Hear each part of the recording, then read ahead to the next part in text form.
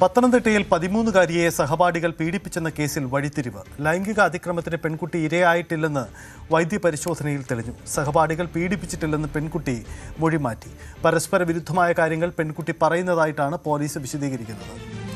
ശശിനാരായണൻ നമുക്കൊപ്പം ഉണ്ട്. ശശിനാരായണൻ, ഈ കേസിൽ വലിയ ട്വിസ്റ്റാണല്ലോ സംഭവിക്കുന്നത്. ഇന്നലെ ഈ വാർത്ത വന്നപ്പോൾ തന്നെ ഇതിൽ അവിശ്വസനീയമായ ചില കാര്യങ്ങൾ ഉണ്ടായിരുന്നു. എന്താണ് ഇപ്പോൾ ഇത് സംബന്ധിച്ച് പോലീസിന്റെ വിശദാംശങ്ങൾ?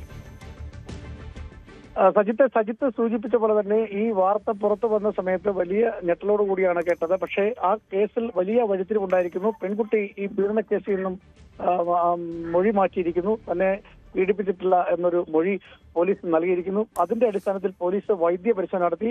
വൈദ്യപരിശോധനയിലും കുട്ടി പീഡനത്തിന് ഇരയായോ എന്ന് കണ്ടെത്താൻ കഴിഞ്ഞില്ല. അതുകൊണ്ട് തന്നെ ഇന്നലെ അറസ്റ്റിലായ 6 പേരെ പോലീസ് ചോദ്യം ചെയ്തതിനു ശേഷം വിട്ടയക്കുകയും ചെയ്തു. എന്തായാലും എന്തുകൊണ്ടാണ് ഈ പെൺകുട്ടി ഇങ്ങനെ മൊഴി മാറ്റി പറഞ്ഞത് എന്നുള്ള കാര്യം പോലീസ് ഇപ്പോൾ അന്വേഷിക്കുകയാണ്. ആ കാര്യം അത്തരത്തിൽ ആരെങ്കിലും പ്രേരണയുണ്ടോ, ഇനി നേരത്തെ ഈ പെൺകുട്ടി ഏതെങ്കിലും തരത്തിൽ പീഡനത്തിന് ഇരയായിട്ടുണ്ടോ എന്നുള്ള വസ്തുതകൾ കൂടി ഈ പോലീസ് അന്വേഷിക്കുകയാണ്. അതായത് പരസ്പര വിരുദ്ധമായ കാര്യങ്ങൾ പെൺകുട്ടി പറയുന്നു.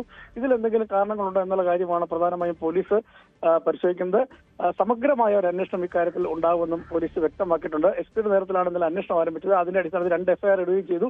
ആ തരത്തിൽ അന്വേഷണം പുരോഗമിക്കുന്നതിനിടയിലാണ് പെൺകുട്ടി ഇപ്പോൾ മൊഴി മാറ്റി പറഞ്ഞിട്ടുള്ളത്. അതോ ഇനി നേരത്തെ ഈ പെൺകുട്ടി ഏതെങ്കിലും തരത്തിൽ പീഡനത്തിന് ഇരയായിട്ടുണ്ടോ, ഒപ്പം മയക്കുമരുന്ന് വല്ല ഉപയോഗിച്ചിട്ടുണ്ടോ എന്നുള്ള കാര്യങ്ങളൊക്കെ പോലീസ് പരിശോധിക്കുന്നുണ്ട്. വലിയ വിവാദമായ അല്ലെങ്കിൽ ഞെട്ടിക്കുന്ന ഒരു വാർത്ത തന്നെയാണ് ഇന്നലെ വന്നിരുന്നത്. അത് മൊഴി മാറ്റിയിരിക്കുന്നു. എന്തായാലും ആ കേസിൽ ഒരു വഴിത്തിരിവ് എന്ന് വേണമെങ്കിൽ പറയാം.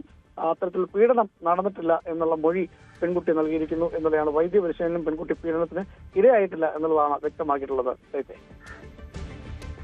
യെസ്, അതാണ് സംഭവിച്ചിരിക്കുന്നത്. എന്തായാലും ഇക്കാര്യത്തിൽ കൂടുതൽ വിശദാംശങ്ങൾ പുറത്തു വരേണ്ടതുണ്ട്. കൂടുതൽ വാർത്തകൾക്ക് News 18 Keralam YouTube channel subscribe ചെയ്യുക.